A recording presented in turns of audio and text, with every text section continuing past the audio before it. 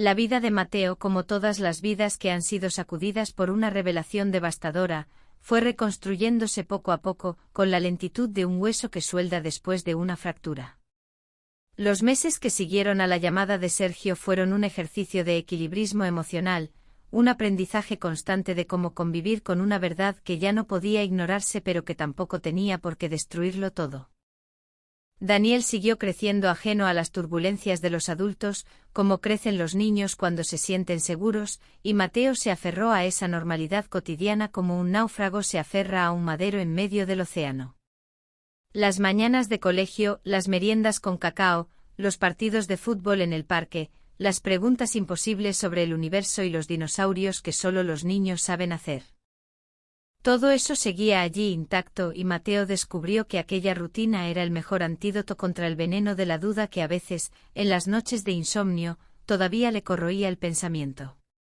Laura, por su parte, había iniciado un camino de transformación que Mateo observaba con una mezcla de esperanza y cautela. No era la misma mujer que había ocultado la verdad durante casi una década, o quizás sí lo era, pero había decidido dejar de serlo. Iba a terapia 2 veces por semana, había dejado el trabajo en la empresa donde conoció a Sergio y se había buscado otro en una pequeña consultoría del centro, donde empezaba de cero sin lastres del pasado. Por las noches, cuando Mateo pasaba por casa para recoger a Daniel o para cenar juntos los fines de semana, Laura lo recibía con una serenidad nueva, una ausencia de esa ansiedad soterrada que antes impregnaba todas sus conversaciones. No le pedía que volviera, no le presionaba, no intentaba acelerar un proceso de reconciliación que solo el tiempo podía decidir. Se limitaba a estar ahí, a demostrar con hechos y no con palabras que había aprendido la lección más dura de su vida, y Mateo, aunque no se lo decía, se lo agradecía profundamente. Un día de primavera, casi un año después de la fatídica apertura del sobre del laboratorio, Raúl regresó al país. Su hermano pequeño, el que había provocado todo aquel terremoto sin saberlo, el de la obsesión por la genealogía familiar, aterrizó en el aeropuerto con una mochila gastada y un montón de anécdotas que contar sobre su estancia en el extranjero. Mateo fue a recogerlo en su coche, el mismo que había conducido durante horas la noche de la revelación, y cuando vio a Raúl salir por la puerta de llegadas con su eterna sonrisa despreocupada, sintió una oleada de afecto fraternal que lo pilló por sorpresa. Durante los meses anteriores, en los momentos más oscuros, había albergado hacia su hermano un resentimiento irracional, una voz interior que le decía que si Raúl no se hubiera empeñado en lo del árbol genealógico, él seguiría viviendo en la ignorancia feliz de su paternidad ficticia. Pero ese resentimiento se había disuelto con el tiempo, sustituido por la certeza de que la verdad, por dolorosa que fuera, siempre era preferible a la mentira. Raúl no tenía culpa de nada. Raúl solo había sido el mensajero, y matar al mensajero era un deporte tan antiguo como absurdo. Durante el trayecto en coche, Mateo le contó todo lo que había pasado. La prueba genética, la confesión de Laura, la separación temporal, el encuentro con Sergio, la nueva configuración familiar que habían construido entre todos con la fragilidad de un castillo de naipes. Raúl lo escuchó en silencio sin interrumpir, y cuando Mateo terminó su relato, se quedó un momento callado, mirando el paisaje de campos verdes que desfilaba por la ventanilla, y luego dijo algo que a Mateo se le quedó grabado para siempre, que las familias no eran árboles genealógicos, que las familias eran bosques, ecosistemas complejos donde las raíces se entrelazaban de formas que ningún análisis de ADN podía cartografiar. Mateo sonrió sin apartar la vista de la carretera y pensó que su hermano, a pesar de su aparente ligereza, era mucho más sabio de lo que nadie le reconocía. Aquella misma tarde, Raúl quiso ver a Daniel. El niño siempre había adorado a su tío, el aventurero que le traía regalos exóticos y le contaba historias de países remotos con nombres impronunciables. Se encontraron en el parque donde Mateo llevaba a Daniel desde que era un bebé, el mismo parque donde había conocido a Sergio meses atrás, y el niño se lanzó a los brazos de su tío con una alegría tan pura que a Mateo se le humedecieron los ojos. Los observó jugar juntos, reírse, perseguirse por el césped, y sintió que aquella escena, tan sencilla y tan cotidiana, contenía la esencia de todo lo que había aprendido en el último año, que el amor no se medía en porcentajes de compatibilidad genética, que los vínculos que de verdad importaban eran los que se construían día a día, risa a risa, abrazo a abrazo. Raúl era tío de Daniel por elección, por afecto, por historia compartida, y ningún laboratorio del mundo podía modificar eso. La relación con Sergio y su familia, mientras tanto, fue encontrando su propio cauce. No fue fácil al principio. Hubo momentos de incomodidad, de silencios tensos, de malentendidos que amenazaban con dinamitar el frágil equilibrio que habían conseguido. La mujer de Sergio, Elena, una mujer morena y enérgica que regentaba una pequeña librería en el centro de Valencia, había aceptado la situación con una entereza que a Mateo le parecía admirable, pero eso no significaba que no tuviera sus propias dudas, sus propios miedos, sus propias inseguridades. Las dos hijas adolescentes de la pareja, Marta y Lucía, se tomaron la noticia con la típica mezcla de curiosidad y desconcierto de la adolescencia. Y al principio no sabían muy bien cómo relacionarse con aquel medio hermano que había aparecido de repente en sus vidas como un personaje de culebrón. Pero el tiempo, ese gran aliado de las causas imposibles, fue limando asperezas. Daniel, con su carácter abierto y su facilidad para caer bien a todo el mundo, se ganó el afecto de sus nuevas hermanas en un tiempo récord, y las niñas, que al principio lo miraban como a un bicho raro, terminaron adorándolo con esa devoción que solo las hermanas mayores saben profesar. Un fin de semana de verano, Sergio y Elena invitaron a Daniel a pasar unos días con ellos en su apartamento de la playa. Era la primera vez que el niño pasaba tiempo a solas con su padre biológico y su nueva familia, sin la presencia de Mateo o de Laura como amortiguadores emocionales, y Mateo confesó más tarde que fueron los 3 días más largos de su vida. No por celos, no por miedo a perder a su hijo, sino por esa inquietud irracional que sienten los padres cuando sus hijos se alejan de su radio de control, aunque sea por unos pocos kilómetros y por un tiempo limitado. Daniel volvió bronceado, feliz, lleno de anécdotas sobre castillos de arena y partidos de voleibol y cenas en la terraza viendo el mar, y Mateo supo, al ver la sonrisa de su hijo, que había hecho bien en permitir aquella visita. Daniel no perdía nada ganando una familia adicional. Al contrario, su mundo se expandía, se enriquecía, se llenaba de personas que lo querían, y eso era lo único que importaba.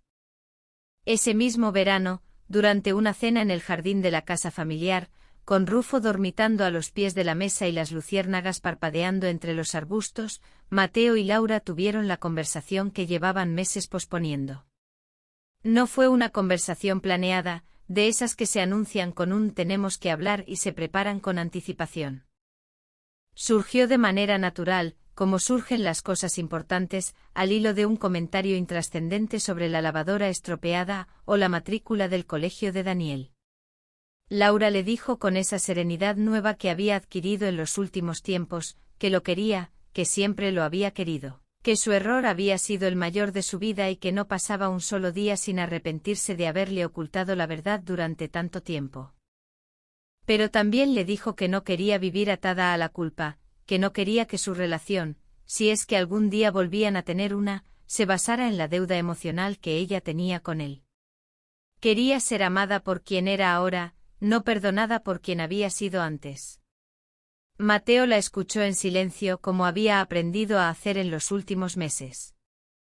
El rencor que había sentido al principio, aquella rabia negra que le había hecho conducir durante horas por carreteras secundarias sin rumbo fijo, se había ido diluyendo con el tiempo hasta convertirse en algo más manejable, un pozo de tristeza que ya no le impedía ver a Laura con claridad.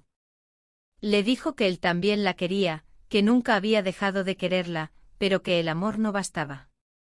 Hacía falta confianza y la confianza era como un jarrón de porcelana que se había roto en 1000 pedazos. Se podía reconstruir, sí, pero siempre se notarían las grietas, y había que aprender a vivir con un jarrón agrietado sin que eso significara que el jarrón no fuera hermoso.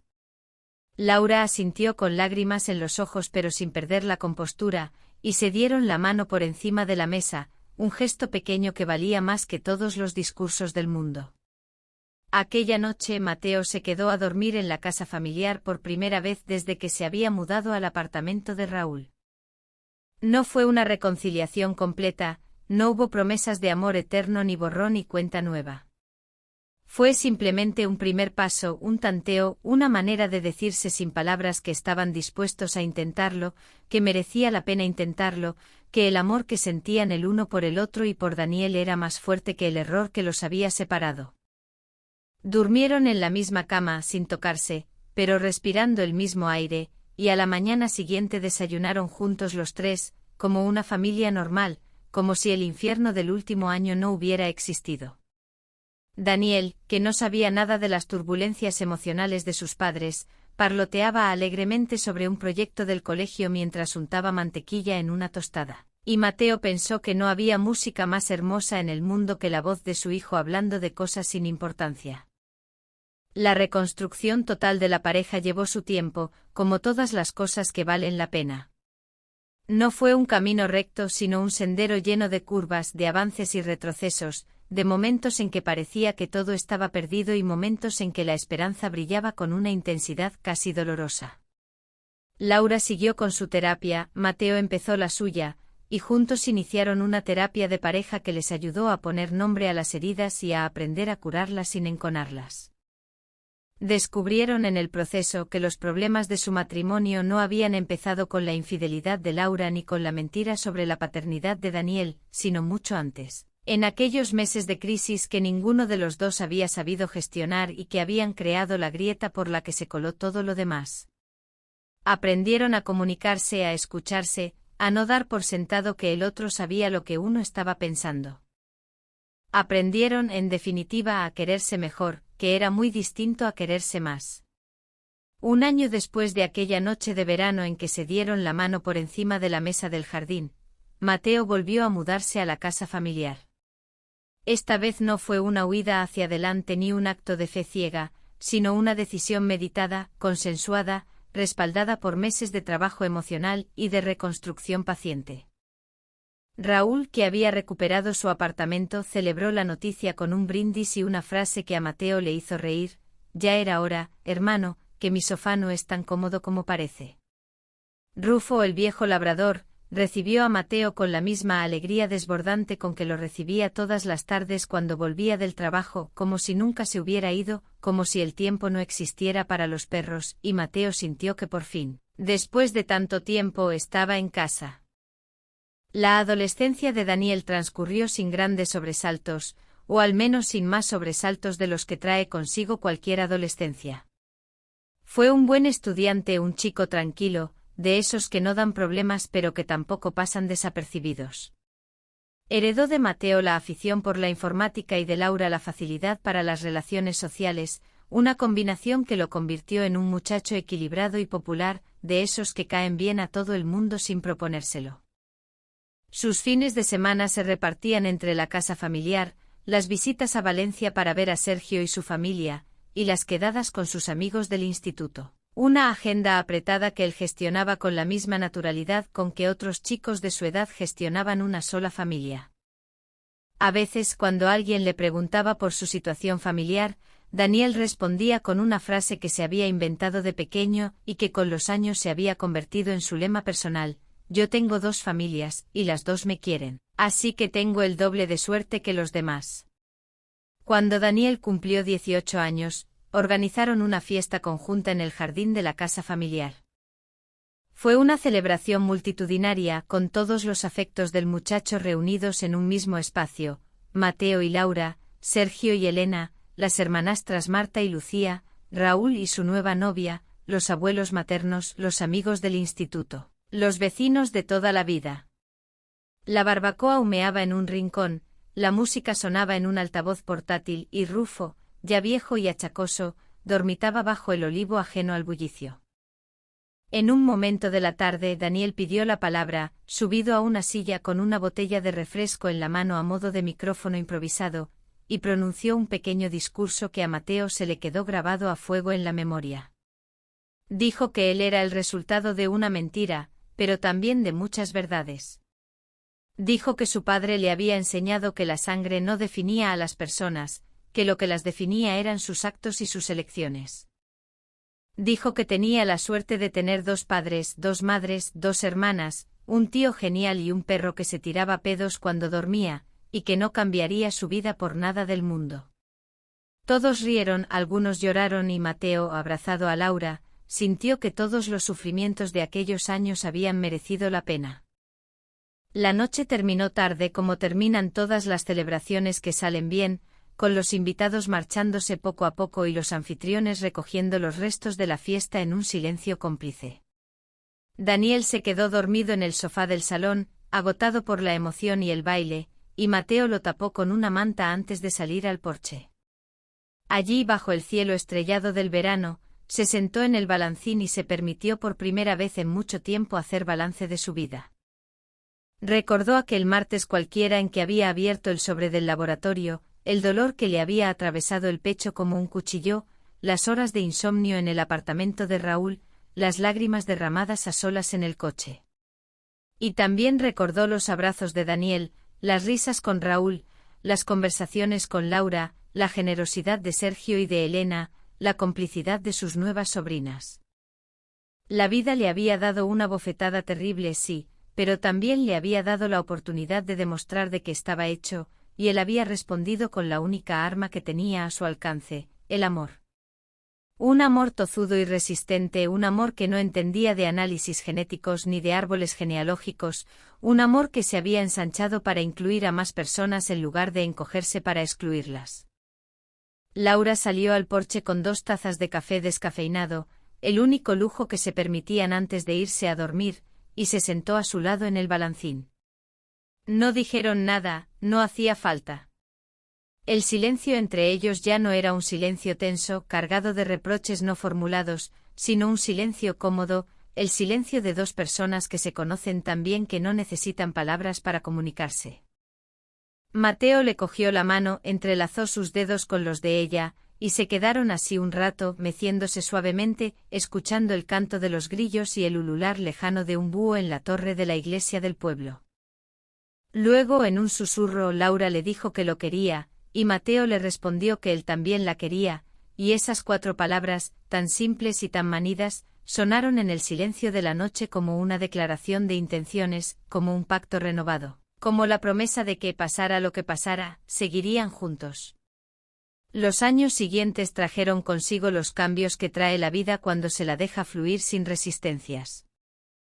Daniel terminó el instituto con buenas notas y decidió estudiar ingeniería informática en la universidad, siguiendo los pasos de Mateo, lo cual llenó a su padre de un orgullo indescriptible. Se fue a vivir a una residencia de estudiantes en otra ciudad, y aunque la separación fue dura para todos, Mateo supo que era el curso natural de las cosas, que los hijos crecían y se marchaban y que eso era señal de que se había hecho un buen trabajo. Las visitas a Valencia se espaciaron con los años, pero nunca se interrumpieron del todo, y Sergio y Elena siguieron formando parte activa de la vida de Daniel, asistiendo a sus graduaciones, a sus cumpleaños, a sus logros académicos, como unos tíos especialmente cercanos que celebraban sus éxitos con la misma intensidad que sus padres. Mateo y Laura envejecieron juntos, como habían prometido aquella noche en el porche. No fue un matrimonio perfecto porque los matrimonios perfectos no existen, pero fue un matrimonio sólido, basado en la verdad y en el perdón, en la capacidad de sobreponerse a la adversidad y en la determinación de seguir eligiéndose cada día a pesar de todo. Cuando Rufo murió a los 14 años, lo enterraron bajo el olivo del jardín, y Daniel, que ya era un hombre hecho y derecho, regresó al pueblo para la ocasión y lloró como un niño sobre la tumba del perro que lo había visto crecer. Aquella noche los 3 cenaron juntos en la cocina de siempre, y rieron recordando las anécdotas del viejo labrador, sus pedos sonoros, su costumbre de robar comida de la mesa, su manía de perseguir las pelotas de tenis hasta quedarse dormido con ellas en la boca. La vida seguía a pesar de las pérdidas, a pesar de las despedidas, y seguía siendo hermosa. La última escena de esta historia sucede muchos años después en un hospital de la capital, donde Mateo, ya anciano, está ingresado por una dolencia leve de la que los médicos aseguran que se recuperará pronto. Daniel, convertido en un ingeniero exitoso y en un hombre de familia, viaja desde la ciudad donde trabaja para estar con su padre, y se sienta a su lado en la habitación del hospital, con una revista en las manos que no lee y la mirada puesta en el rostro arrugado y sereno del hombre que lo crió. En un momento dado Mateo abre los ojos, lo mira con esa mezcla de cansancio y ternura que tienen los ancianos cuando contemplan a sus hijos adultos, y le dice en un susurro que está orgulloso de él, que ha sido lo mejor de su vida, que no cambiaría ni un solo minuto de todos los años que han pasado juntos. Daniel le coge la mano, se la besa, y le dice que él también está orgulloso de ser su hijo, que no imagina un padre mejor, que le debe todo lo que es. Los dos saben sin necesidad de decirlo, que la sangre no tiene nada que ver con lo que sienten, que su vínculo es más profundo que cualquier análisis genético, que son padre e hijo en el sentido más verdadero de la palabra, y que así será para siempre.